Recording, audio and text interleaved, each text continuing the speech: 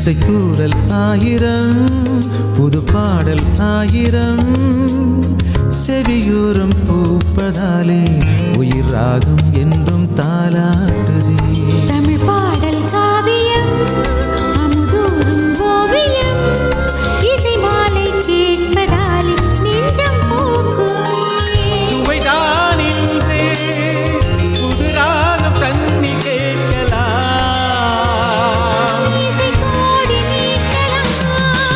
ஆகாஷ்வாணி இசையோடு நீங்கள். FM Rainbow 101.4. Akashvani இசையோடு நீங்கள். FM Rainbow 101.4 இசையோடு என்றும் நீங்கள்.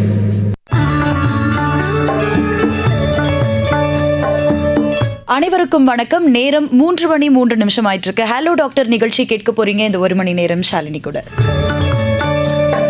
ஓகே, இன்னைக்கு ஹலோ டாக்டர் நிகழ்ச்சியில் நம்ம எதை பற்றி பேச போகிறோம் அப்படின்னா, நேற்று தேசிய உடல் உறுப்பு தானம் அந்த தினத்தை வந்து நம்ம அனுசரித்தோம். அதனால் இன்னைக்கு உடல் உறுப்பு தானத்தை குறித்து நம்மளோட பேசுறதுக்காக டாக்டர் என் கோபாலகிருஷ்ணன், உறுப்பினர் செயலர், தமிழ்நாடு உறுப்பு மாற்று ஆணையம், அங்கேருந்து நம்ம கூட வந்திருக்காரு இந்த 1 மணி நேரம் உங்களுடைய சந்தேகங்களை தீர்க்கிறதுக்காக. வணக்கம் டாக்டர். வணக்கம். வணக்கம் டாக்டர். இப்போ வந்து உடல் உறுப்பு தானம் அதை பற்றி தான் நம்ம பேச போகிறோம். நேற்று வந்து அந்த தேசிய உடல் உறுப்பு தானம் அந்த தினத்தை வந்து நம்ம அனுசரித்தோம். இப்போ உடல் உறுப்பு தானம்னா என்ன டாக்டர்? உடல் உறுப்பு தானம் அப்படின்னா, ஒரு உறுப்பு செயலிழப்பு, ஆர்கன் ஃபெயிலியர் ஏற்பட்ட நபருக்கு எந்த உறுப்பு செயலிழந்து போயிருக்கோ அந்த உறுப்புக்கு பதிலாக இன்னொரு நன்றாக இயங்கி கொண்டிருக்கிற இன்னொரு உறுப்பை வந்து கொடுக்கறது தான் இந்த டிரான்ஸ்பிளான்ட் பேர். ஓகே. இதில் வந்து 2 விதமான டோனர்ஸ் இருக்கலாம், கொடையாளிகள். எப்படி உறுப்புகள் எப்படி வரலாம் அப்படின்னு கேட்டிங்கன்னா, உயிருடன் இருக்கும் சில டோனர்ஸே வந்து சில ஆர்கன்ஸ் கொடுக்க முடியும். எல்லா ஆர்கன்ஸ் கொடுக்க முடியாது. என்ன கொடுக்கலாம் அப்படின்னா, 2 கிட்னி இருக்குது. ஒவ்வொரு மனுஷனுக்கும் 2 கிட்னி இருக்குது. ஓகே. இந்த 2 கிட்னிகளும் மிக நல்லா இயங்கிட்டு இருந்ததுன்னா, ஒரு எல்லா பரிசோதனைகளும் செஞ்சு முடித்த பிறகு அவங்களுடைய விருப்பத்தோட ஒரு கிட்னி தானமாக பெறப்பட்டு, யாருக்கு கிட்னி ஃபெயிலியர் இருக்கோ, சிறுநீரக செயலிழப்பு இருக்கோ அவங்களுக்கு கொடுக்கலாம். அதே போல் கல்லீரல், லிவர் வந்து ஒன்று தான் இருக்குது. ஆனால் எப்படி கொடுக்க முடியும் அப்படின்னு கேட்டிங்கன்னா, ஒரு பகுதி பார்ட் ஆஃப் லிவர் வந்து எடுத்து லிவர் ஃபெயிலியர் இருக்கிறவங்களுக்கு கொடுக்கலாம். ஏன்னா திரும்ப வந்து லிவர் வந்து ரீஜெனரேட் ஆகும். ஓகே. இந்த 2 உறுப்புகளை தவிர வேறு எந்த உறுப்பும் உயிருள்ள நபர்கள் தர முடியாது. Okay doctor. ஆனால் மூளை சாவு ஏற்பட்ட நபர், அதாவது பிரெயின் டெட் பர்சன்ஸ், டோனர்ஸ், அந்த பிரெயின் டெத் நிகழ்ந்த கொடையாளிகிட்ட இருந்து பல உறுப்புகளை தானமாக பெற முடியும். என்னென்னு கேட்டிங்கன்னா, இருதயம், 2 நுரையீரல்கள், கல்லீரல் அதாவது லிவர், 2 சிறுநீரகங்கள், கணையம் என்று சொல்லக்கூடிய பேன்கிரியாஸ், ஸ்மால் இன்டெஸ்டின் சிறுகுடல், சம்டைம்ஸ் இருதயம் எடுக்க முடியலன்னா இருதய வால்வுகள் எடுக்கலாம். ஓகே. அப்புறம் ஆஃப்கோர்ஸ் கருவழி படலங்கள், அதாவது கார்னியா, ஈவன் நார்மல் டெத்துக்கு அப்புறம் கூட அதை எடுக்கலாம். ஓகே. ஹேண்ட் டிரான்ஸ்பிளான்ட் கூட நடக்குது. ஓகே. தோல், எலும்பு, இந்த மாதிரி பல உறுப்புகளை எடுக்க முடியும். Okay doctor. இப்போ வந்து உயிர் இல்லை அந்த உடலுக்கு அப்படின்னா, அந்த உடல்ல இருந்து என்ன மாதிரியான உறுப்புகளை எடுக்க முடியும் டாக்டர்? எவ்வளோ மணி நேரத்தில் அதை எடுக்க முடியும்? அது இந்த கேள்விக்கு பதில் சொல்கிறதுக்கு முன்னாடி, மூளை சாவுனா என்னன்றதை ஒரே ஒரு நிமிஷம் நான் சொல்லிடுறேன். இப்போ நம்ம டெத், சாவு அப்படின்னா ஒரு பொது புத்தியில் என்ன ஒரு புரிதல் இருக்குது அப்படின்னு கேட்டிங்கன்னா, நம்ம சாதாரண டெத்துன்னு என்ன சொல்கிறோம், எப்போ சொல்கிறோம்னா, ஹார்ட் கம்ப்ளீட்டாக ஸ்டாப் ஆகிடும், இருதய துடிப்பு இருக்காது, நாடி துடிப்பு இருக்காது, ரத்த ஓட்டம் இருக்காது, சுவாசம் இருக்காது. இதுதான் வந்து டெத்து. இப்போ நாங்கள் மூளை சாவுன்னு சொல்கிறது கொஞ்சம் சற்றே மாறுபட்டது. எப்படின்னு கேட்டிங்கன்னா, உதாரணமாக ஒரு ரோட் டிராஃபிக் ஆக்சிடென்ட்டு, இல்லை உயரத்துலேருந்து கீழே விழுந்து ஒரு சீரியஸான தலை காயம் ஏற்பட்டிருக்குன்னு வச்சுக்கோங்க. பேஷண்ட் வந்து அன்கான்ஷியஸ் ஆகிட்டாங்க, முற்றிலும் சுயநினைவு விழுந்திருக்காங்க. அவங்க உடனே மருத்துவமனையில் சேர்க்கப்பட்டோம்னா, அப்போ அவங்களுக்கு இன்னும் ரத்தம், இருதயம் துடிச்சிட்டு இருந்தது அப்படின்னா, உடனடியாக செயற்கை சுவாசம் வெண்டிலேட்டர் பொருத்தி, இதை இன்னும் மருந்துகள் இதெல்லாம் கொடுத்து அந்த ரத்த ஓட்டத்தை சீராக மெயின்டைன் பண்ணி, பிளட் ப்ரெஷரை மெயின்டைன் பண்ணி, அந்த செயற்கை சுவாசம் வச்சு முக்கியமான உறுப்புகளுடைய வைட்டாலிட்டி, அதனுடைய இயங்கும் தன்மையை மெயின்டைன் பண்ணலாம். ஆனால் இந்த நபருக்கு மூளை முழுவதுமாக நிரந்தரமாக செயலிழந்து விட்டது, பர்மனண்ட் செசேஷன் ஆஃப் ஃபங்க்ஷன்றதை அதை உறுதிப்படுத்திக்கணும். மூளை செயலிழந்து விட்டது, ஆனால் செயற்கை முறையில் இதர உறுப்புகளுடைய வைட்டாலிட்டி மெயின்டைன் ஆகிட்டு இருக்கு அப்படின்ற இந்த ஒரு ஸ்டேட்டு தான் நம்ம பிரெயின் டெத் அப்படின்னு சொல்கிறோம். சரி. இந்த நபர்கிட்ட இருந்தால் நான் மேற்கொண்டு முன்னாடி சொன்ன அத்தனை உறுப்புகளை நம்ம தானமாக பெற முடியும். ஓகே. இப்போ நான் கேட்ட கேள்வி டாக்டர், இப்போ இறந்ததுக்கு பிறகு உடலில் வந்து உயிர் இல்லாதப்போ என்னென்ன உறுப்புகளை எந்தெந்த நேரத்துக்குள்ளே நம்மளால் எடுக்க முடியும்? அது இந்த பிரெயின் டெட் பர்சன்ஸ் கிட்ட வந்து அவங்க மெயின்டைன் பண்ணிகிட்டே இருக்கணும். அந்த பிளட் ப்ரெஷர் கரெக்டாக மெயின்டைன் பண்ணணும். அப்போ தான் வந்து உறுப்புகள் இயங்கிட்டு இருக்கும். அப்போ உடனே வந்து அந்த அந்த சம்மந்தப்பட்ட உறவினர்கள் அவங்கள்ட்ட வந்து இந்த கிரீஃப் கவுன்சிலர்ஸ்னு இருப்பாங்க, அந்த டிரான்ஸ்பிளான்ட் கோஆர்டினேட்டர்ஸ். அவங்க வந்து அந்த தருணத்தில் அதை பற்றி சொல்லுவாங்க, விளக்கமாக சொல்லுவாங்க. இந்த மாதிரி ஆயிடுச்சு, மூளை செயலிழந்து போயிடுச்சு, நிரந்தரமாக போயிடுச்சு. ஆனால் வந்து நீங்கள் மனசு வச்சா உங்களுடைய சம்மதத்தோட அந்த உறுப்புகளை தானமாக பெற்று ஒரு 8 பேருக்கு வந்து ஒரு மறுவாழ்வு கிடைக்கும் அப்படின்ற ஒரு விஷயத்தை மிக பக்குவமாக எடுத்து சொல்லணும். அது மிக சவால் நிறைந்த ஒரு விஷயம். அப்போ அதை அவங்க புரிஞ்சுக்கிட்டு அவங்க முழு மனதோடு அதுக்கு சம்மதம் தெரிவித்தாங்கன்னா அப்புறம் அந்த உறுப்புகள் வந்து எந்தெந்த நபருக்கு போய் சேரணும் அப்படின்னு சொல்லிட்டு உறுப்பு மாற்று ஆணையத்தின் வாயிலாக அதுக்கான சட்டத்திட்டங்கள் வரைமுறைகள்லாம் இருக்குது. ஒரு பர்ஃபெக்ட் ஒரு டிரான்ஸ்பேரண்ட் சிஸ்டம், வெளிப்படையான ஒரு வெயிட் லிஸ்டெல்லாம் வச்சு மெயின்டைன் பண்ணுறதுக்கான ஒரு சிஸ்டம் இருக்குது. அதன் மூலமாக வந்து உறுப்புகளை யார் யாருக்கு போகணும் அப்படின்றத நிர்ணயம் செஞ்ச பிறகு அந்தந்த உறுப்பு எடுத்துகிட்டு போகிறதுக்காக அதுக்கான வல்லுநர்கள் வந்து அந்த இடத்துக்கு வருவாங்க. எல்லாரும் ஒன்று கூடின பிறகு இந்த மூளைசாவி ஏற்பட்ட நபரை வந்து ஒரு ஆப்ரேஷன் தியேட்டருக்குள்ளே வச்சு அந்த உறுப்புகளை முதல்ல இருதயம், அப்புறம் நுரையீரல், அப்புறம் கல்லீரல், அப்புறம் சிறுநீரகம் எல்லாம் எடுத்துகிட்டு எந்தெந்த மருத்துவமனையில் அந்த நோயாளிகள் ரிசீவ் பண்ணுறதுக்கு இருக்காங்களோ அவங்களை கொண்டு போயிடுவாங்க. இதில் முக்கியமான விஷயம் என்னென்னு கேட்டிங்கன்னா, எவ்வளோ சீக்கிரம் அது பண்ண முடியுமோ அவ்வளோ நல்லது. ஏன்னா செயற்கை சுவாசம் வச்சுருக்கோம் அண்டு ரத்த ஓட்டத்தை மெயின்டைன் பண்ணுறது, மூளையினுடைய ஃபங்க்ஷன் சுத்தமாக போன பிறகு, கட் ஆஃப் ஆன பிறகு இதை மெயின்டைன் பண்ணுறது மிகப்பெரிய சவால். அதுக்கு வந்து ஒரு வல்லுநர் குழு இருக்கணும், கண்டினியூஸாக மானிட்டர் பண்ணணும். அண்டு ரொம்ப நாள் ஆகிடுச்சு, 2 நாள் தாண்டிடுச்சு, 3ஆவது நாள்லாம் வரும்போது அவங்க நோய் தொற்று வர்றதுக்கு, இன்ஃபெக்ஷன் வர்றதுக்கெலாம் வாய்ப்பு இருக்குது. ஸோ கொஞ்சம் குயிக்காக நடக்கணும். அதுக்கு இன்ன வரையறுக்குள்ளே எடுக்கணும்னு இல்லை, ஆனால் ஒரு 24-48 மணி நேரத்துக்குள்ளே எடுத்தால் நமக்கு நல்லாயிருக்கும். ஆனால் இந்த உறுப்புகளை எடுத்த பிறகு அதுதான் மிக முக்கியம். இருதயம், நுரையீரல்லாம் வந்து 4 மணி நேரத்துக்குள்ளே வைக்கணும். அதுக்கு எல்லாம் கோஆர்டினேட் பண்ணி கரெக்டாக வச்சுக்கணும். ஒரு மருத்துவமனையிலேருந்து இன்னொரு மருத்துவமனைக்கு சில சமயம் வெளியூர்லேருந்து கூட ஒன்று மாதிரி இருக்கும். அப்போ வந்து ஃப்ளைட் டைமிங்ஸ்லாம் கரெக்டாக கோஆர்டினேட் பண்ணி தான் கொண்டு வருவாங்க. ஃப்ளைட்டில் வந்து ஒரு 1 மணி நேரம் 2 மணி நேரம் ஃப்ளைட்டில் வந்த பிறகும் கூட உடனே அந்த விமான நிலையத்திலேருந்து அந்த மருத்துவமனைக்கு வர்றதுக்கு க்ரீன் காரிடார். இந்த தருணத்தில் வந்து நான் எங்களுடைய நன்றியை வந்து நான் கமிஷனரேட் ஆஃப் போலீஸ் அவங்களுக்கு வந்து தெரிவிச்சுக்கிறேன். அவங்களுடைய சப்போர்ட் இருக்கும். எப்படி ஒரு விவிஐபி போகும்போது எல்லா சிக்னல்ஸ் எல்லாத்தையுமே ஸ்கிப் பண்ணி போகிற மாதிரி மிக விரைவில் கொண்டு போய் உடனே வந்து பொருத்தணும். அந்த ஹார்ட்டுக்கும் நுரையீரலுக்கும் உடனடியாக பண்ண வேண்டியிருக்கும். லிவருக்கு கொஞ்சம் நேரம் எடுத்துக்கலாம். கிட்னி வந்து தகுந்த முறையில் பாதுகாத்தா அதிகபட்சம் 24 மணி நேரம் வரைக்கும் வைக்கலாம். ஆனால் எவ்வளோ விரைவில் டிரான்ஸ்பிளான்ட் பண்ணுறோமோ அவ்வளோ நல்லது. இந்த கேள்வி ரொம்ப முக்கியமான கேள்வி. ஏன்னா சில தவறான புரிதல்கள், சில மிஸ்கன்செப்ஷன்ஸு, தவறான முறையில் இதை பற்றி ஒரு பரப்புரை சில பேர் பண்ணுறாங்க. அன்ஃபார்ச்சுனேட்லி உறுப்பு எடுத்து வச்சுக்கிறாங்க, எங்கேருந்து ஒரு டிரான்ஸ்போர்ட் பண்ணுறாங்க, அங்கே பண்ணுவாங்க. அதெல்லாம் நடக்கவே நடக்காது. அதெல்லாம் கற்பனை. ஒரு உறுப்பை எடுத்த பிறகு ரொம்ப நேரம்லாம் வச்சிடலாம், நம்ம ஸ்டோரெல்லாம் பண்ணலாம் முடியாது. நான் சொன்ன இந்த கால வரையறைக்குள்ளே அந்த தகுதியான நபருக்கு பொருத்தினா தான் அது வேலை செய்யும். ஓகே டாக்டர், இப்போ நீங்கள் சொன்னீங்க உடல் உறுப்பில் வந்து சில உறுப்புகள் எல்லாம் நம்ம எடுக்கலாம், இதில் தோல் கூட நம்ம டிரான்ஸ்பிளான்ட் பண்ணலாம் அப்படின்னு சொல்லியிருந்தீங்க. இது நம்மளுடைய நாட்டில் நடந்திருக்காடா? நிறைய நடக்குதுங்க. அந்த ஸ்கின் பேங்க்னு இருக்கும். யாருக்கு முக்கியமாக தேவைப்படும்னு கேட்டிங்கன்னா, இந்த தீக்காயங்கள்லாம் ஏற்பட்டு பார்த்தீங்களா, பேர்ன்ஸ் எல்லாம், அதில் வந்து இந்த ஸ்கின் தான் ரொம்ப important. Skin is the most important protective barrier இல்லையா? ஸோ அவங்களுக்குலாம் தேவைப்படுது. அதே மாதிரி எலும்பு, அதுக்கும் போன் பேங்க்னு இருக்குது, ஸ்கின் பேங்க்னு இருக்குது.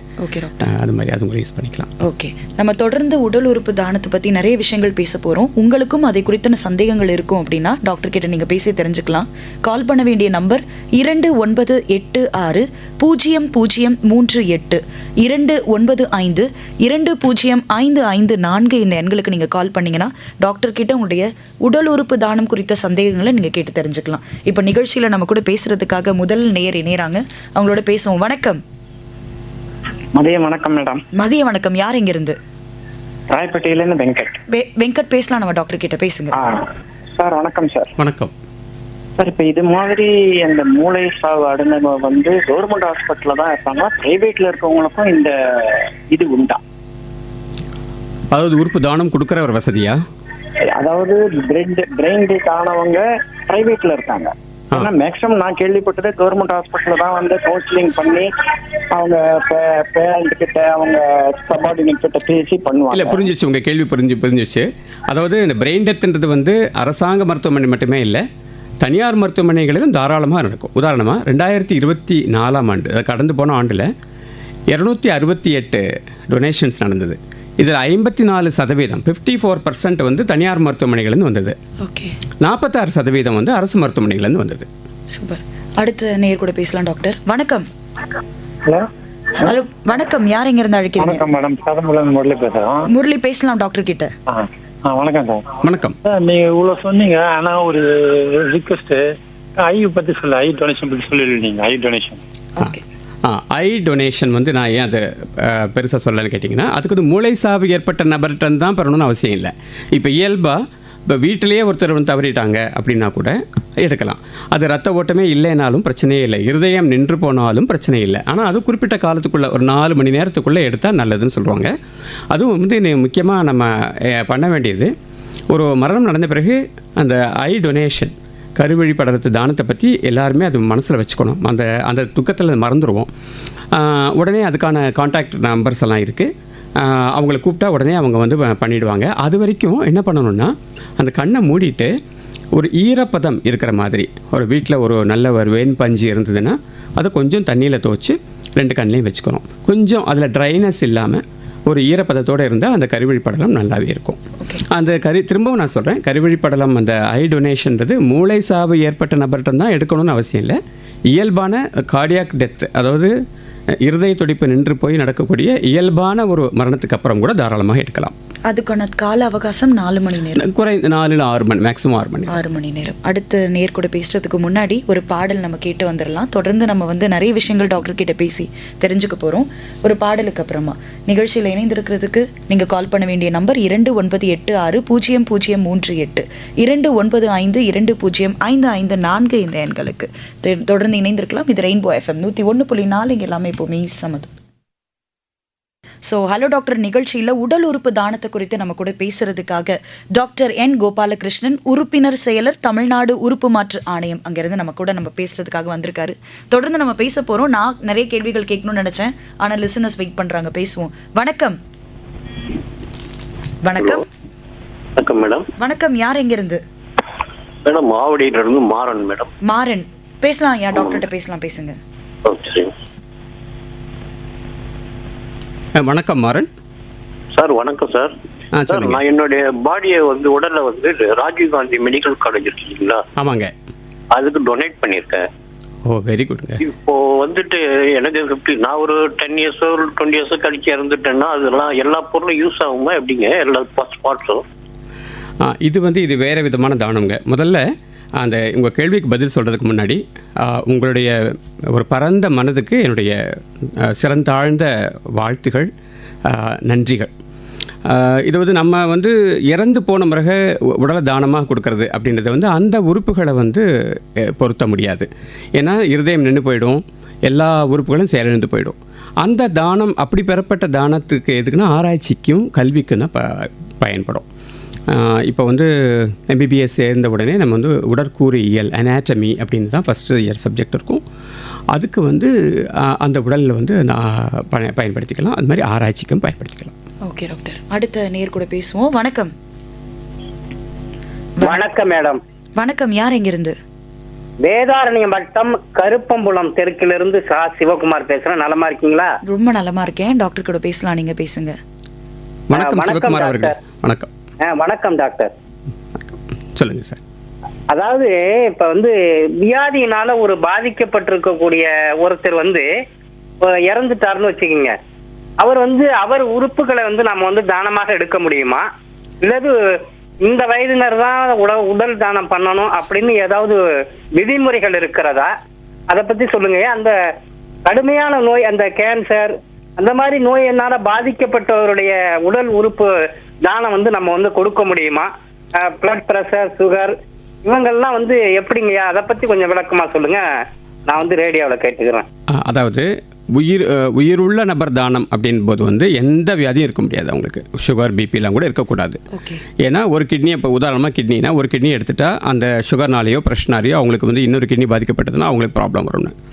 அது ஒரு புறம் இருக்கு. இந்த மாதிரி மூளை சாவு ஏற்பட்ட நபர்கிட்ட வந்து தானங்களை பெறுது அப்படின்றதுல வந்து என்ன வியாதி அப்படின்றத பொறுத்து இருக்குது. உதாரணமாக நீங்கள் சொல்கிற ஒரு அட்வான்ஸ்டு கேன்சர் முற்றிய நிலை கேன்சர் அப்படின்னா எந்த உறுப்புமே நம்ம எடுக்க முடியாது. ஆனால் அதுவே கேன்சர் வியாதிக்கு வந்து ரொம்ப சக்ஸஸ்ஃபுல்லாக ட்ரீட்மெண்ட் முடிஞ்சு நல்லா இருக்காங்க அப்படின்னா அது எந்த விதமான கேன்சர், ட்ரீட்மெண்ட் முடிஞ்சு எவ்வளோ வருஷம் ஆச்சு அப்படின்றதெல்லாம் சில சட்டத்திட்டங்கள்லாம் இருக்குது. அப்போ அந்தந்த குறிப்பிட்ட சுச்சுவேஷனை தகுந்த மாதிரி நம்ம முடிவெடுப்போம். இப்போது இதனுடைய உங்களுடைய கேள்வி இங்கே நீட்சியாக இன்னொரு விஷயத்தை நான் சொல்கிறேன். எத்தனையோ சுச்சுவேஷன்ஸில் 2 கிட்னியுமே செயலிழந்து போய் டயாலிசிஸில் இருக்கிறவங்க மூளை சாவு ஏற்பட்டு ஒரு சுச்சுவேஷனில் அவங்க குடும்பத்தார் வந்து உறுப்புகளை தானமாக கொடுக்குறோம் அப்படின்னு முன்வரும்போது அவங்க 2 கிட்னியுமே ஃபெயிலியர் ஆகி டயாலிசிஸில் இருந்தால் கூட அவங்களோட கல்லீரல் லிவர் நல்லா இருந்ததுன்னா அது எத்தனையோ முறை அதை தானமாக பெறலாம். ஸோ வியாதி அப்படின்றது வந்து எந்த வியாதி எந்த உறுப்புகளை பாதிச்சிருக்கு, அந்த வியாதியோட தன்மை என்ன அப்படின்றத பொறுத்து இது ஒரு புறம். இன்னொன்று நீங்கள் கிளை கேள்வியாக ஒன்று கேட்டீங்க, எந்த வயதினர்னு கேட்டீங்க. பொதுவாக வயது அதிகமாக ஆக அந்த உறுப்புகளுடைய செயல்தன்மை கம்மியாக இருக்கும். ஆனால் வயது ஒரு வரம்பில்லை, உச்ச வயதுன்னு கிடையாது. இப்போது 60 வயதுக்கு மேலே 65 வயதுக்கு மேலே ஒருத்தர் மூளை சாவு ஏற்பட்டிருக்கு அப்படின்னா அவங்களுடைய லெபார்ட்டரி டெஸ்ட், அந்த கிட்னி ஃபங்க்ஷன் டெஸ்ட் எல்லாம் நார்மலாக இருக்குது அப்படின்னா அந்த கிட்னி எடுத்து நாங்கள் என்ன பண்ணுவோம், ப்ரிஃபரன்ஷியலாக 60 வயதுக்கு மேலேயே வந்து உறுப்பு வேண்டி காத்துட்ருக்கிறவங்களுக்கு வந்து அவங்களுக்கு பொறுத்துறதுக்கு முடியுமான்னு பார்ப்போம். ஆனால் வயது முதிர்ந்த தன்மையினால் அவங்களுக்கு உறுப்புகள் வந்து செயலற்ற தன்மையில் இருக்குது, ரொம்ப ஒரு நல்ல நிலைமையில் இல்லை அப்படின்னா நம்ம வேண்டான்னு விட்டுருவோம், அவ்வளோதான். ஓகே டாக்டர், அடுத்த நேயர் கூட பேசுவோம். வணக்கம். வணக்கம், ரேடியோ வால்யூம் கம்மி பண்ணிக்கோங்க. வணக்கம்மா. வணக்கம், யார் எங்கிருந்து? நான் சேரம்பாக்கத்துல வந்து கேஜி மோகன் கிருஷ்ணன் பேசுறேம்மா. நல்லா இருக்கீங்களா? நல்லா இருக்கேன். டாக்டர் கிட்ட பேசுவோம் நம்ம. டாக்டர் கொடுங்கம்மா. வணக்கம் மோகனகிருஷ்ணன் அவர்களே. Doctor sir. சொல்லுங்க. இப்போ உடல் உறுப்பு தானம் பண்றவங்களுக்கு 50, 60, 70 அந்த ஏஜ் உள்ளவங்க தானம் பண்ணலாமா சார்? அதான் ஏற்கனவே நான் அதை பற்றி தான் சொல்லிட்டு இருந்தேன். வயது வந்து ஒரு வரம்பு இல்லைங்க. எந்த வயதினராக இருந்தாலும் சரி, உறுப்புகள் நல்ல நிலையில் இயங்கி கொண்டிருக்கிறதுன்றதுக்கான ஒரு உறுதிப்பாடு இருந்ததுன்னா கண்டிப்பாக நம்ம உறுப்பு எடுக்கலாம். ஓகே, அடுத்த நேயர். வணக்கம். வணக்கம். வணக்கம் சகோதரி. வணக்கம், பேசுறோம். பேசுங்க. ஐயா வணக்கம் ஐயா, நான் வேலூர்ல இருந்து சாமிநாதன் பேசுகிறேன். சொல்லுங்க சார். ஐயா, இதுல ஒரு சமீபத்துல வந்து செய்தி ஊடகத்துல கேள்விப்பட்டது, சிறுநீரகம், செயற்கை சிறுநீரகம், ஆர்டிபிஷியல் ஆர்கன் சவுத் கொரியா எல்லாம் வந்து சக்சஸ்ஃபுல்லா செய்திருக்காங்க அப்படின்றத கேள்விப்படுறப்போ ரொம்ப மகிழ்ச்சியா இருக்கு. அது உண்மைதானுங்களா? அந்த மாதிரி வரப்போ ஒவ்வொரு ராஜ உறுப்புகள் அப்படின்னு சொல்லக்கூடிய நம்ம உங்க கேள்வி புரிஞ்சுதுங்க. அதாவது இந்த ஒரு நிகழ்வு வந்து உறுப்பு தானம் குறித்த ஒரு இதுதான், ஆர்டிஃபிஷியல் கிட்னியை பற்றி ஒரு நிகழ்ச்சி இல்லை. இருந்தாலும் உங்களோட ஆர்வத்துக்காக நான் சொல்கிறேன். அந்த பயோ ஆர்டிஃபிஷியல் கிட்னி அப்படின்றது வந்து ஒரு ரொம்ப சமீபத்தில் பரவலாக பேசப்படுகிற ஒன்று. இன்னும் ஒரு பரீட்சார்த்த முறையில் தான் இருக்குது, நடைமுறைக்கு இன்னும் வந்த பாடில்லை. ஏன்னா கிட்னின்றது வந்து ஒரு கையளவு உறுப்பாக இருந்தாலும் கூட ஹைலி இன்ட்ரிகேட், ரொம்ப ஒரு ஹைலி நுவான்ஸ்டு, ரொம்ப சிக்கல்கள் நிறைந்த பலவிதமான ஃபங்க்ஷன்ஸ் செய்கிற ஒரு மிக நுணுக்கமான ஒரு உறுப்பு.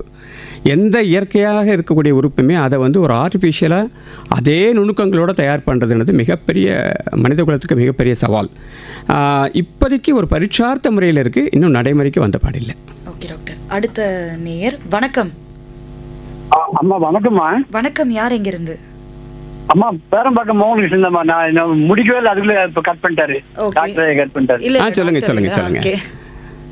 டாக்டர் ஐயா, இப்போ நம்ம இறப்புக்கு பிறகு அந்த உறுப்பு உடல் உறுப்பு வந்து வேஸ்டா வந்து மண்ணில் மக்கிறதோ இல்ல எரிக்கிறதோ, அதை விட நம்ம வந்து உடல் உறுப்பு தானம். நான் வந்து திருவள்ளூர் மாவட்டம் பேரம்பாக்கம்.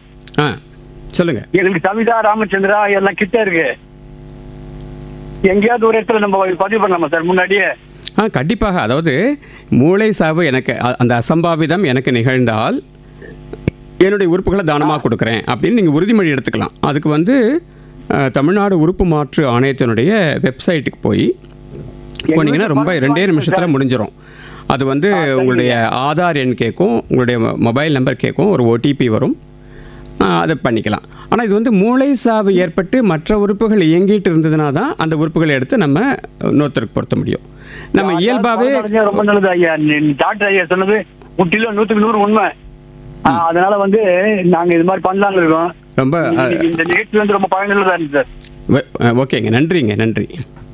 ஓகே டாக்டர், இப்போ நீங்கள் சொல்லியிருந்தீங்க இதுக்கு வந்து நம்ம மெம்பர் ஆகுறதுக்கு தமிழ்நாடு உறுப்பு மாற்று ஆணையம், இந்த டிரான்ஸ்டன் அந்த வெப்சைட்டுக்கு போயிட்டு இந்த டோனர் பிளட்ஜ் அப்படின்னு நான் உறுப்புகளை தானமாக கொடுக்குறேன். அதாவது எனக்கு ஒரு ஆக்சிடென்ட் நடந்தாலோ, எனக்கு தலைகாயம் ஏற்பட்டாலோ, ஒரு மூளை சாவு அப்படின்ற நிலைமையில் இருக்கும்போது என்னோட உறுப்புகளை நான் தானமாக கொடுக்குறேன் அப்படின்னு ஒரு உறுதிமொழி எடுத்துக்கலாம். அதுக்கு வந்து ஆர்கன் பிளட்ஜ்னு சொல்லிட்டு இருக்கு. அது ஒரு 2 நிமிஷத்தில் முடிஞ்சிடும். அது அந்த வெப்சைட்டுக்கு போயிட்டு உங்களோட தகவல்லாம் கேட்கும், வயது, அட்ரஸ், பிளட் குரூப், அப்புறம் எந்தெந்த உறுப்புகளை நீங்கள் தானமாக கொடுக்க விழைகிறீர்கள் அப்படின்றது ஒரு ஓடிபி வரும். உடனே வந்து யூ கேன் பிரிண்ட் அவுட்டும் எடுத்துக்கலாம் இந்த டோனர் பிளட்ஜ் கார்டை. இது வந்து இது எதுக்கு பிரயோஜனப்படும் அப்படின்னு கேட்டிங்கன்னா, இப்போ எனக்கு ஒரு மூளை சாவு ஏற்பட்டுடுச்சு அப்படின்னா நான் ஏற்கனவே இந்த மாதிரி ஒரு பிளட்ஜ் உறுதிமொழி எடுத்திருக்கேன் அப்படின்றத நான் பண்ணி என்னுடைய குடும்பத்தாருக்கு நான் ஏற்கனவே தகவல் தெரிவித்திருந்தால் அப்படி ஒரு அசம்பாவிதம் நிகழும் நேரத்தில் என்னுடைய குடும்ப உறுப்பினர்கள் முடிவெடுக்கிறது ஈஸியாகிடும். இல்லைன்னா அந்த நேரத்தில் அவங்க முடிவெடுக்கிறதுன்றது ஒரு மிகப்பெரிய கஷ்டம், எமோஷனலி ஒரு சேலஞ்சிங் சுச்சுவேஷன்.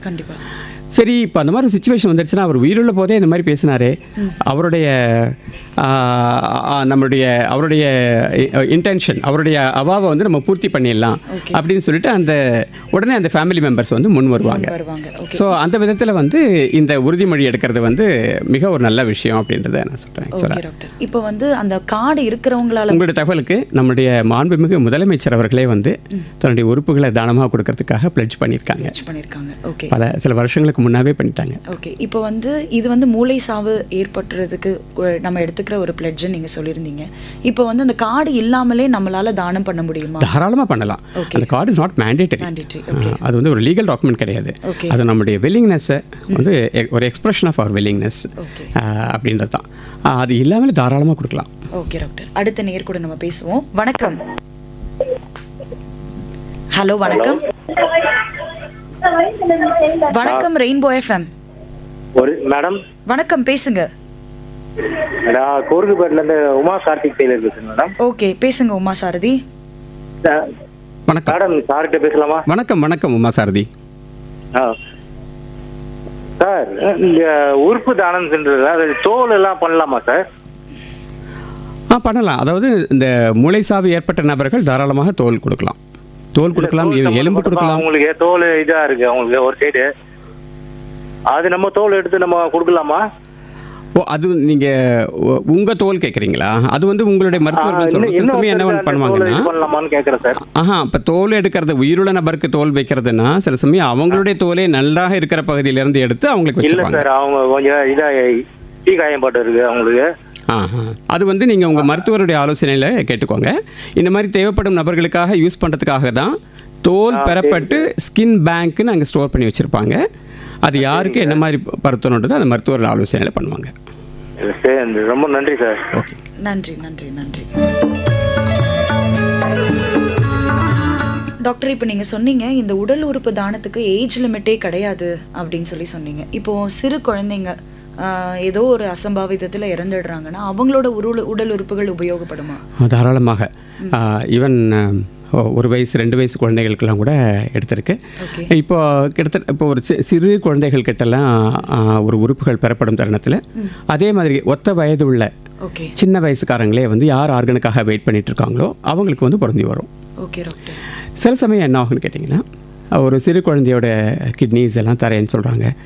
ஆனால் அதுக்கு தகுதியான ஒரு ரெசிபியன்ட் வாங்கிக்கிறதுக்கான பர்சன் இல்லை, குழந்தை இல்லை அப்படின்னா சில தருணங்கள் என்ன பண்ணியிருக்கோம், அந்த 2 கிட்னியும் சேர்த்து ஒரு அடல்ட்டு கூட வச்சது உண்டு. ஓகே, குழந்தைக்கு இருக்கிறத நம்ம அடல்ட் 2 கிட்னி எடுத்து 2 கிட்னியும் சேர்த்து, ஏன்னா வந்து அப்போ தான் தேவைக்கு அந்த மெட்டபாலிக் டிமாண்ட் அதிகமாக இருக்குன்றதுனால அது மாதிரி நிகழ்வும் இருக்குது. ஓகே, சிறு குழந்தைகளும் தானம் கொடுத்துருக்காங்க.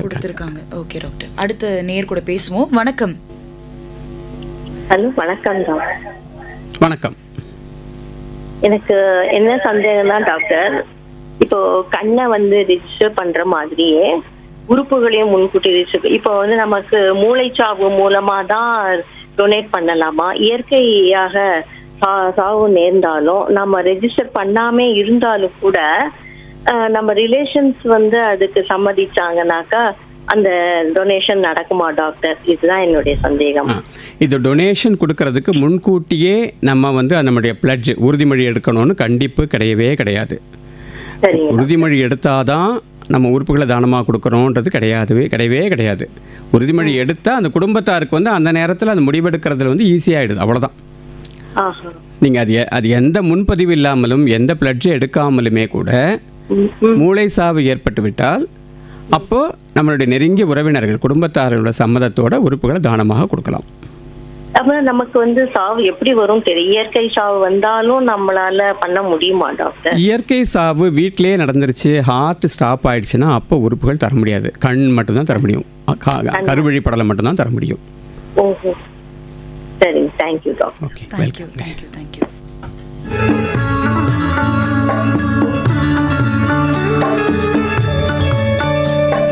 டாக்டர், இப்போ நிறைய விஷயங்கள் நம்ம பேசிக்கிட்டு இருக்கோம். இப்போ வந்து அவங்களுக்கான நிறைய கேள்விகளே வந்து அந்த மெம்பர்ஷிப் கார்டு அதில் தான் வந்து ரொம்ப கன்ஃபியூஷன் ஏற்படுது. இப்போ வந்து இது பிரெயின் டெட் அப்படின்னும் போது நம்ம வந்து முன்னாடியே வந்து ஒரு உறுதிமொழி எடுத்து நம்ம இது பண்ணிடுறோம். இப்போ வீட்டில் தற்செயலாக ஒரு இறப்பு நிகழுது அப்படின்ற பட்சத்தில் நீங்கள் சொன்ன மாதிரி அது ஒரு 4 மணி நேரத்துக்குள்ளே இருந்தால் கண்களை தானம் பண்ண முடியும். அது மட்டும்தான் அந்த மற்ற உறுப்புகளை தானமாக தர முடியாது. ஏன்னா மற்ற ஹார்ட் ஸ்டாப் ஆயிடுச்சுன்னா ரத்த ஓட்டம் இருக்காது. ரத்த ஓட்டம் இல்லைன்னா எந்த உறுப்புமே செயல்படாது. Okay doctor. ஸோ அந்த விஷயங்கள் வந்து நேயர்கள் வந்து புரிஞ்சுக்கணும். அதை தெளிவுபடுத்திக்கிறதுக்காக தான் இந்த கேள்வி திரும்ப கேட்டது. அடுத்த நேயர் கூட பேசலாம். வணக்கம். வணக்கம், யார் எங்கிருந்து? அம்மா வணக்கம்மா, நான் வந்து கூடுவாஞ்சேரியிலேருந்து மணிவாசன் பேசுகிறேன். வணக்கம். அது இப்போ நீங்கள் வந்து ஒரு உறுப்பு தானம் செய்யணுன்னாக்கா, ஒரு குழந்தைன்னாக்கா அந்த குழந்தைக்கு எடுத்துனா அந்த குழந்தைக்கு மாத்திரம்தான் செய்யலாமா, இல்லை வயசானவங்களுக்கு கூட அந்த உறுப்பு செய்யலாமா? இப்போ குழந்தை 4 மணி, இப்போ 4 வருஷம் குழந்தை நினைச்சிங்க, அது உறுப்பு தானம் பண்றேன்னா அதை எடுத்து வந்து ஒரு 80 வயசு 60 வயசு இருக்கிறவங்களுக்கு தானம் அது பொருத்த முடியுமா? பொதுவா அந்த மாதிரி பொருந்தி வராதுங்க. ஒரு சின்ன குழந்தையனுடைய உறுப்புனா சிறு வயது நோயாளிகளுக்கு தான் கரெக்டாக பொருந்தி வரும். ஆனால் நான் ஏற்கனவே சொன்னபடி சில சுச்சுவேஷன்ஸில் என்ன பண்ணியிருக்கோன்னா, சிறு குழந்தை ஆனால் வந்து அந்த சிறு குழந்தையினுடைய ஒரு கிட்னி சிறுநீரகத்தை வாங்கிக்கிற அளவுக்கு அந்த நேரத்தில் யாரும் நோயாளி இல்லைன்னா அந்த சிறு குழந்தையோட 2 சிறுநீரகத்தையும் எடுத்து ஒரு பெரியவருக்கு வச்ச கதைகள் உண்டு. நார்மலாக ஒரு கிட்னி தான் ஒருத்தருக்கு கொடுப்பாங்க இல்லைங்களா? ஆனால் பொதுவாக உங்களுடைய கேள்விக்கு பதில், சிறு குழந்தைகள்கிட்டருந்து இருக்கக்கூடிய உறுப்புகள் வந்து ஒத்த வயதுடைய கொஞ்சம் முன்ன பின்ன இருக்கலாம், அவங்களுக்கு தான் பொறுத்தவரை தான் கரெக்டாக இருக்கும். Okay doctor. அடுத்த நேயர். வணக்கம். ஹலோ, வணக்கம். Rainbow FM. மேடம் வணக்கம், ராஜகோபால், சென்னை. வணக்கம். வணக்கம் டாக்டர் சார். வணக்கம். வணக்கம். இந்த மூளைச்சாவு அடைந்தவங்க வந்து ஆக்சுவலா எத்தனை ஆண்டுகள் அவங்க உயிர் வாழ்வாங்க? நேச்சுரல் டெத்துக்கு எப்போ போவாங்க அவங்க? அந்த மாதிரி ஆண்டுகள் எல்லாம் இல்லை, நாள் கணக்கு நான் சொல்லிட்டு இருக்கேன். மூளை சாவுன்றது வந்து மூளை முழுவதுமாக செயலிழந்து விட்டுச்சு அப்படின்னா மீதி உறுப்புகளை மட்டுமே செயற்கை முறையில் ஒரு செயல்பாட்டில் வச்சிருக்கிறது மிகப்பெரிய சவால். அது அவ்வளோ ஈஸி கிடையாது. சில நாட்கள் தான் அந்த மாதிரி மெயின்டைன் பண்ண முடியும். சொல்ல முடியாது. நேச்சுரல் டெத்து சில நாட்கள் தான் அப்படி நம்ம மெயின்டைன் பண்ண முடியும். அவங்கள்ட்ட பிளட் எடுக்கலாமா? பிளட் எல்லாம் எடுக்க முடியாது, பிளட் எடுக்கிறதெல்லாம் கிடையாது. ஓகே, அதுதான் கேட்குறேன். நன்றி நன்றி நன்றி.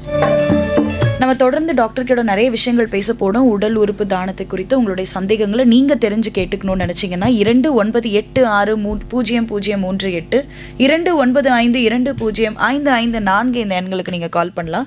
ஸோ நிறைய கேள்விகள் உங்களுக்கு இருக்கும் அப்படின்னா நீங்க உடல் உறுப்பு தானம் குறித்து பேசணும்னு நினைச்சீங்கன்னா 29860038 2952055544 இந்த எண்களுக்கு நீங்க கால் பண்ணி டாக்டர் கிட்ட நீங்க பேசலாம். டாக்டர், இப்போ எனக்கு ஒரு சந்தேகம் இருக்கு. இப்போ ஒரு காலர் வந்து சொல்லியிருந்தாரு முழு உறுப்பு தானம், உடல் தானம் பண்ணிருக்காங்க. அதை நம்ம எப்படி பண்ணலாம் டாக்டர்? ரொம்ப எளிதுங்க. எல்லா மருத்துவக் கல்லூரி மருத்துவமனைகள்லையுமே வந்து அனாட்டமி டிபார்ட்மெண்ட்னு இருக்கும். அங்கே போகலாம். அப்படி இங்கே போக தெரியலன்னா கூட அந்த டீன் ஆஃபீஸ் அங்கே போயிட்டீங்கன்னா அவங்க கைட் பண்ணுவாங்க. அதுக்கு ஒரு படிவங்கள்லாம் இருக்குது, ஃபார்மெல்லாம் இருக்குது, அதில் சைனெல்லாம் வாங்கி வச்சுக்கணும். இது எதுவுமே பண்ணலை அப்படின்னா கூட நம்ம தர முடியாதுன்னு இல்லை. அந்த டெத்து ஆயிடுச்சு அப்படின்னா அந்த குடும்பம் அந்த மாதிரி ஒரு முடிவு எடுக்குதுன்னா உடனே பக்கத்தில் இருக்கிற மருத்துவக் கல்லூரி மருத்துவமனை நீங்கள் அப்ரோச் பண்ணிங்கன்னா அவங்களே உங்களுக்கு எல்லாமே பண்ணி கொடுத்துருவாங்க. ஓகே, இதுக்கு வந்து இப்போ நீங்கள் சொன்னீங்க சில நோய்கள் இருக்கிறவங்க பண்ண முடியாது ஆர்கன் டொனேஷன்லாம். இது அப்படி இல்லை. ஓகே, இப்போ எந்தெந்த மாதிரியான நோய் இருக்கும் போது நம்ம பண்ண முடியாது டாக்டர்? நீங்கள் சொன்ன மாதிரி இன்னும் கொஞ்சம் தெளிவாக. உடல் உறுப்பு தானம். உறுப்பு தானத்துக்கு உறுப்பு தானம் வந்து இப்போ உயிரோடு இருக்கிற நபர்கள் இப்போது பல வருடங்களாக வந்து சுகர் இருக்குது அப்படின்னா கிட்னி தர முடியாது. ஓகே. ஏன்னா சுகர் டயபெட்டிஸ் தான் வந்து சிறுநீரகம் செயலிழப்புக்கான முக்கியமான காரணம். இப்போது அவங்களுக்கே வந்து வெளியே தெரியாமல் சிறுநீரகத்தில் சில பிரச்சனைகள் இருக்கலாம், ஆல்ரெடி பாதிப்பு இருந்திருக்கலாம். இருந்தாலும் நீங்கள் எல்லா டெஸ்ட்டும் பண்ணி பார்த்துட்டு சிறுநீரகம் பாதிப்பு அடையலை அப்படின்னா கூட இப்போ அவங்க இன்னொரு 20 வருஷம் 30 வருஷம் இருக்கணும். இப்போ 30 வயசில் 35 வயசில் கொடுக்குறாங்கன்னா இன்னொரு 35 வருஷம் அவங்களுக்கு ஒரு வாழ்க்கை இருக்குது. அப்போ இந்த சர்க்கரை நோயால் வந்து அவங்களுக்கு இன்னொரு ஒரு கிட்னி மட்டும் இருந்ததுன்னா அதனுடைய தாக்கம் அதிகமாக இருக்கும், அவங்களுக்கு கிட்னி ஃபெயிலியர் வரதுக்கு வாய்ப்பு இருக்குது. அதனால் அவங்க தர முடியாது. அதே மாதிரி பிளட் ப்ரெஷர், ஹைப்பர் டென்ஷன் இருக்கிறவங்க, அதுவும் சில சிச்சுவேஷன்ஸில் ரொம்ப மைல்டு ஹைப்பர் டென்ஷன், வேறு எந்த உறுப்புகளும் பாதிக்கப்படலை, ஒரே ஒரு மருந்திலே கட்டுக்குள்ளே இருக்குன்னா ரொம்ப யோசித்து கவுன்சிலிங் அப்புறம் எடுக்கலாம். ஆனால் பொதுவாக ஹைப்பர் டென்ஷன், டயபெட்டிஸ் இருக்கிறவங்க தர முடியாது. மார்பிட் ஒபிசிட்டி, அதீதமான உடல் பருமன், BMI 35 மேலே இருக்கிறவங்களுக்கெல்லாம் நம்ம எந்த உறுப்பும் எடுக்கிறதில்ல.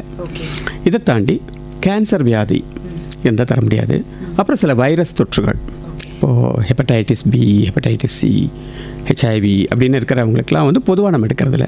ரொம்ப ரேர் இன்ஸ்டன்சஸில் சில அயல் நாடுகளில் பண்ணுறாங்க. ஆனால் இதுவே மூளை சாவு ஏற்பட்ட நபர்கிட்ட வந்து ஒரு ஹெப்படைட்டிஸ் பியோ ஹெப்படைட்டிஸ் சியோ இருந்ததுன்னா சில பரிசோதனைகள்லாம் பண்ணி பார்த்துட்டு அதே நோயின் தாக்கத்தில் இருக்கிற அந்த ரெசிபியண்ட்டுக்கு நம்ம தரக்கூடிய வாய்ப்பு இருக்குது. நம்ம அதை பண்ணியிருக்கோம்.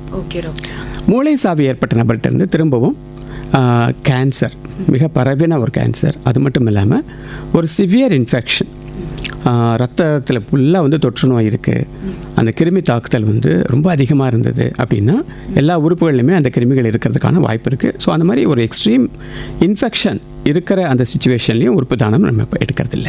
ஓகே டாக்டர், நம்ம நேர் கூட பேசுவோம். வணக்கம். வணக்கம். வணக்கம். பட்டாபுரம்லேருந்து ராதாகிருஷ்ணன். வணக்கம் ராதாகிருஷ்ணன். வணக்கம் சார். இப்போ நம்ம உடல் உறுப்பு தானம் பண்றோம் சார். நம்ம இறந்துட்ட பிறகு அந்த தானம் பண்ண இயற்கையாகவே இறந்துடுறோம். அந்த உறுப்பு என்ன சார் பண்ணுவாங்க? முதல் கேள்வி. ரெண்டாவது வந்து இப்போ நம்ம தானம் பண்ணது வீட்டில் இருக்கிறவங்க தெரியாம ஒரு இது மாதிரி விபத்தாயிடுச்சுன்னா அது அவங்க எப்படி சார் அவங்களுக்கு தெரிவிக்கிறது? ஏற்கனவே நான் சொன்ன பதில்கள் தான் திரும்பவும் இன்னொரு முறை வலியுறுத்தி சொல்லிடுறேன். இயற்கை சாவு வீட்டிலே நடந்துருச்சு அப்படின்னா உறுப்புகளை நம்ம தாரமாக கொடுக்க முடியாது. அப்போ நம்ம என்ன பண்ணலான்னா அந்த கருவிழி அதை தானமாக கொடுக்கலாம், கண்டிப்பாக அது கொடுக்கலாம். ஒன்று. ரெண்டாவது, முழு உடல் தானம் மருத்துவக் கல்லூரிக்கு கொடுத்தா அதை வந்து ஒரு படிப்புக்காகவும் ஆராய்ச்சிக்காகவும் யூஸ் பண்ணிக்கலாம். இதுதான் ஃபஸ்ட்டு உங்களுடைய முதல் கேள்விக்கான பதில். ரெண்டாவது கேள்வி வந்து உங்கள் குடும்பத்தாருடைய சம்மதத்தோட மூளை சாவு ஏற்பட்டிருந்தால் பல உறுப்புகள் எடுக்க முடியும். நான் ஏற்கனவே சொல்லியிருக்கேன், திரும்பவும் நான் சொல்கிறேன். இருதயம், 2 நுரையீரல்கள், 2 கிட்னிஸ், அதாவது சிறுநீரகங்கள், கல்லீரல், கணையம், சிறுகுடல், எலும்பு, தோல் எல்லாமே எடுக்கலாம். கை கூட எடுக்கலாம். ஓகே டாக்டர், இப்போ வந்து நம்ம உயிரோடு இருக்கோம். நான் வந்து இப்போ கிட்னி டொனேட் பண்ணணும்னு நான் நினைக்கிறேன். நான் நல்லா ஆரோக்கியமாக இருக்கேன். இது வந்து நான் என்னுடைய சொந்தக்காரங்களுக்கு மட்டும்தான் கொடுக்க முடியுமா, இல்லை வந்து எனக்கு டொனேட் பண்ணுன்ற ஒரு இது இருக்குது அப்படின்னா நம்ம கொடுக்கணும்? இதுதான் ஆங்கிலத்தில் வந்து அல்ட்ரூயிஸ்டிக் டொனேஷன் சொல்லுவாங்க. அதை வந்து ஒரு அதீதமான ஒரு பெருந்தன்மை, முன்ன பின்ன தெரியாதவங்களுக்கே கூட அது ஒரு உன்னதத்தின் உச்சம் அப்படி ஒரு இருக்குது. அது ரொம்ப ரேர். அதுக்கு சட்டத்தில் இடம் இருக்குது.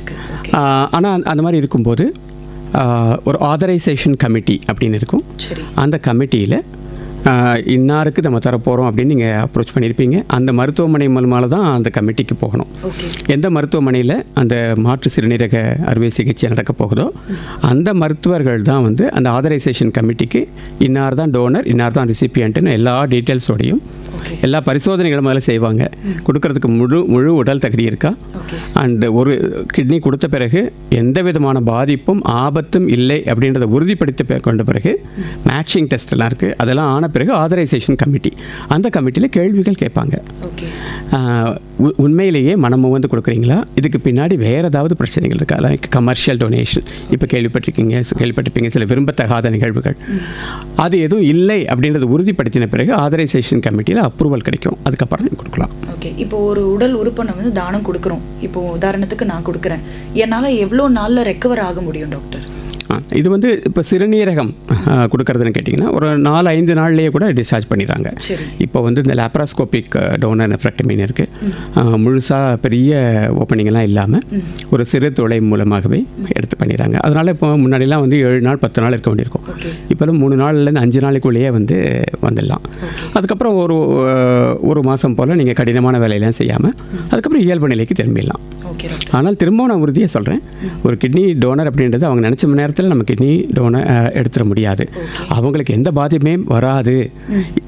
பாதிப்புனா இமீடியட் பாதிப்பு இல்லை, 20 வருஷம் கழிச்சு 30 வருஷம் கழிச்சு கூட அவங்களுக்கு எதுவும் வராதுன்றதை உறுதிப்படுத்திக்கிட்டு தான் நம்ம அதுக்கான ஒப்புதல் தராங்க. ஓகே, இப்போ குடும்பத்திலே நம்ம வந்து உடல் உறுப்பு தானம் பண்ணுறோம். குடும்பத்தில் இருக்கிற ஒரு கணவருக்கோ இல்லை குழந்தைக்கோ இல்லை வந்து நெருங்கிய உறவினர்கள், அதாவது தாய் தந்தை, மனைவிக்கு கணவன், கணவனுக்கு மனைவி, சகோதரர்கள் சகோதரிகள், மகன் மகள் 25 வயதுக்கு மேலே இருந்தால், சிறு குழந்தையாக இருந்தால் தாத்தா பாட்டி, இவ்வளோ தான் வந்து பர்மிஷன் கவர்மெண்ட்டில். இதை தாண்டி எதுவுமே வந்து அடுத்தது வந்து எக்ஸ்டெண்டட் ஃபேமிலி லைக் பெரிய உறவின் முறைகள் அந்த மாதிரி இருந்ததுன்னா கூட அந்த ரிலேஷன் ப்ரூவ் பண்ணணும். அதையும் தாண்டி ஃப்ரெண்ட்ஷிப், எமோஷனலி கனெக்டட் அப்படிலாம் இருந்ததுன்னா எந்த மாதிரி ஃப்ரெண்ட்ஷிப், எந்த மாதிரி எமோஷனல் கனெக்ஷன்றது ஆதாரபூர்வமாக அதுக்காக சில அஃபிடவிட்லாம் வாங்க வேண்டியிருக்கும் ரெவென்யூ அஃபீஷியல்ஸ் கிட்டேருந்து. அந்த பேப்பர்ஸ் எல்லாம் சட்டத்தின் பிரகாரம் இருக்குது. அதெல்லாம் பார்த்து வெரிஃபை பண்ணி தான் ஆதரைசேஷன் கமிட்டி அதுக்கு சம்மதம் தெரிவிப்பாங்க. என்ன பெராமீட்டர்ஸ்லாம் செக் பண்ணுவாங்க டாக்டர்? அது உறுப்பு அந்தந்த உறுப்பை பொறுத்து இருக்குங்க. இப்போ சிறுநீரகம் அப்படின்னா நான் ஏற்கனவே சொன்னபடிக்கு உங்களுக்கு வந்து பிபி இருக்கக்கூடாது, சுகர் இருக்கக்கூடாது. சிறுநீரகம் எப்படி செயல்படுது அப்படின்னு தெரிஞ்சுக்கிறதுக்காக சீரம் கிரியாட்டினின் அப்படின்னு ஒரு ரத்த டெஸ்ட், அது நார்மலாக இருக்கணும். அப்புறம் GFR அப்படின்னு சொல்லிட்டு கிளாமரல் ஃபில்ட்ரேஷன் ரேட், சிறுநீரகத்தினுடைய செயல்பாடு எப்படி இருக்குன்றதுக்காக ஒரு தனித்துவமான ஒரு டெஸ்ட் இருக்குது. அப்புறம் யூரினில் வந்து புரதச்சத்து அதிகமாக லீக்கேஜ் இருக்கக்கூடாது, ப்ரோட்டீன் இருக்கக்கூடாது, யூரினில் வந்து ரத்த சிகப்பு அணுக்கள் அதிகமாக இருக்கக்கூடாது. இதை தவிர்த்து ஒரு சிஸ்டமிக் டிசீசஸ் வேறு எதுவும் இருக்கக்கூடாது. அப்புறம் இருதயம் நல்லா இருக்கணும். மற்ற எல்லா இதர டெஸ்ட்டுகள்லாம் நிறைய டெஸ்ட்டுகள்லாம் பண்ண வேண்டியிருக்கு. ஒவ்வொரு உறுப்புமே கரெக்டாக இருக்குது. எங்கேயாவது ஹிடன் கேன்சர் இருக்கலாம், அந்த மாதிரிலாம் கூட எல்லா டெஸ்ட்டுமே பண்ணிட்டு தான் கூட நம்ம சம்மந்தம் கிடைக்கும். இப்போ இருதயம் நல்லா இருக்குன்னா இப்போ ஹார்ட் பேஷண்ட்டால் அவங்களுடைய உறுப்பு நல்லா இருந்தாலும் கொடுக்க முடியாது. உயிருள்ள நபர் ஹார்ட் தர முடியாது. இல்லை நான் கிட்னிக்கு சொல்கிறேன் டாக்டர். ஆமாம், ஏன்னா ஹார்ட் டிசீஸ் இருக்குது அப்படின்னா இப்போ கிட்னிக்கு வந்து டோனர் நெஃப்ரெக்டமின்றது ஒரு மேஜர் ஆப்ரேஷன். அந்த மேஜர் ஆப்ரேஷனை தாங்கிறதுக்கு வந்து ஹார்ட் நல்லா இருக்கணும் இல்லையா? ஸோ அதனால் இப்போ வேறு எதுவும் பிரச்சனை வந்துடக்கூடாதுன்றதுனால அதெல்லாம் உறுதிப்படுத்திட்டு தான் ஃபிட்னஸ் கொடுக்க முடியும். ஓகே டாக்டர், இப்போ தமிழ்நாட்டில் இந்த உடல் உறுப்பு தானத்தை குறித்த அவேர்னஸ் எப்படி இருக்குது டாக்டர்? மற்ற மாநிலங்களை கம்பேர் பண்ணும்போது நல்ல அளவிலே இருக்குது. ஆக்சுவலாக இப்போது மூளை சாவு ஏற்பட்ட நபர்கிட்ட இருந்து உறுப்பு தானம் பெறும் அந்த நிகழ்வு வந்து நல்ல ஒரு பரவலாக அறியப்பட்டிருக்கிறது. எங்களுடைய அனுபவத்தின் பிரகாரம் சென்னை மருத்துவக் கல்லூரி, ராஜீவ்காந்தி அரசு பொது மருத்துவமனையில் தான் வந்து அதிகபட்சமான உடல் உறுப்பு தானங்கள் நடந்துகிட்ருக்கு. சில வருடங்களாக 2-3 வருடங்களாக முன்னாடி நடந்துட்டு இருந்து இப்போ அதிகமாக இருக்காங்க. அங்கே வந்து பார்த்திங்கன்னா கிட்டத்தட்ட 70% இன்ஸ்டன்சஸில் குடும்பங்கள் வந்து இதை பற்றி நம்ம பேசினா உடனே சம்மதம் தரது 70% இருக்குது. இன்னொரு 10% வந்து சில அவங்களுக்குள்ள மனசில் ஒரு சின்ன கிளேசங்கள், சில சந்தேகங்கள் இருக்கும். அதெல்லாம் நிவர்த்தி பண்ணினோம்னா இன்னொரு 10% கூட கொடுக்க தயாராக இருக்காங்க. என்ன நினைப்பாங்க அப்படின்னா, ஒரு உறுப்பு எடுத்துட்டா உடம்பே ஒரு மாதிரி கோரமாயிடும், என்னவோ மாதிரி ஆகிடும், எல்லாம் ஓப்பன் பண்ணி கொடுத்துருவாங்க அப்படின்றதுலாம் அவங்க தவறான புரிதல்கள் இருக்கும். அப்போ நம்ம வந்து அந்த டிரான்ஸ்பிளான்ட் கோஆர்டினேட்டர், கிரீஃப் கவுன்சிலர் வந்து அவங்கள்ட்ட எல்லாம் எக்ஸ்பிளைன் பண்ணி சொல்லுவாங்க. உறுப்பு எடுத்தது வெளியே தெரியவே தெரியாது, ஒரு ஆப்ரேஷன் எடுத்த மாதிரி பண்ணி உறுப்புகளெல்லாம் எடுத்துகிட்டு திரும்ப அழகாக தைச்சி கொடுத்துருவாங்க. ஈவன் கை கொடுத்தாலும் கூட அந்த கையினுடைய அந்த கலர் காம்ப்ளெக்ஷன் அதே சைஸுக்கு மாற்று கை பொருத்தி தான் கொடுப்பாங்க. ஸோ நீங்கள் உறுப்பு கொடுத்ததே வெளியே தெரியாது அப்படின்ற ஒரு சந்தேகத்தை நிவர்த்தி பண்ணினாலே அவங்களுக்கு உடனே கொடுக்க தயாராகிறாங்க. அது மட்டும் இல்லாமல் சில பேர் நினைப்பாங்க இதில் வந்து ரொம்ப நேரம் ஆகிடும், நம்ம இறந்து போனவருடைய பூத உடல் எடுத்து போகிறது கூட லேட் ஆகும் அப்படின்றதெல்லாம் இருக்கும். அப்போ நம்ம அவங்களுக்கு திரும்ப சொல்லணும், இவ்வளவு கால வரையறை, இவ்வளோ அதிகபட்சம் 48 மணி நேரத்துக்குள்ளே எல்லா ப்ரொசீஜரும் முடிஞ்சிடும், எவ்வளோக்கு எவ்வளோ சீக்கிரமாக நாங்கள் ஹேண்ட் ஓவர் பண்ணுவோம் அப்படின்னு சொல்லிட்டும் பண்ணுவாங்க. இந்த நேரத்தில் நீங்கள் கேட்காத கேள்விக்கும் சில தகவல்களை சொல்ல வந்துடுறேன். இந்த ஆண்டு தமிழ்நாடு வந்து இந்தியாவிலேயே முதன்மை மாநிலமாக நமக்கு தமிழ்நாடு அரசாங்கத்துக்கு வந்து நோட்டோ என்று சொல்லக்கூடிய சென்ட்ரல் ஏஜென்சிகிட்ட அவார்டு கிடைச்சிது. வேறு எந்த மாநிலத்திலும் நிகழாத அளவுக்கு 2024ஆம் ஆண்டு 268 மூளை சாவு நபர்களிடமிருந்து 1500 உறுப்புகளும் திசுக்களும் தானமாக பெறப்பட்டு 1500 நபர்களுக்கு வந்து போய் சேர்ந்துச்சு. இது எந்த மாநிலத்திலுமே இந்த அளவு அதிகமாக இல்லை. எப்படி என்னென்ன காரணங்கள் அப்படின்னு கேட்டிங்கன்னா, அரசாங்கத்தினுடைய சில முக்கியமான முன்னெடுப்புகள். முக்கியமாக வந்து ராஜீவ்காந்தி அரசு பொது மருத்துவமனையில் 2 வருஷங்களுக்கு முன்னாடி ஹானர் வாக் அப்படின்னு சொல்லிட்டு இந்த உடல் உறுப்பு தானம் செஞ்சு அவங்களுடைய உறுப்புகள் எல்லாம் எடுத்த பிறகு அவரோட உடலை வந்து நல்ல ஒரு மரியாதையாக ஒரு செரிமோனியல் ப்ரொசெஷன் 100-150 பேர் கூடி நின்று மலர் தூவி ஒரு பெரிய ஒரு மரியாதையோட தக்க மரியாதையோடு அனுப்புகிறாரு. அதுவே வந்து அந்த குடும்பங்களுக்கு வந்து ஒரு மிகப்பெரிய ஒரு ஆறுதல் கொடுத்துச்சு அந்த கஷ்டமான தருணத்தில்.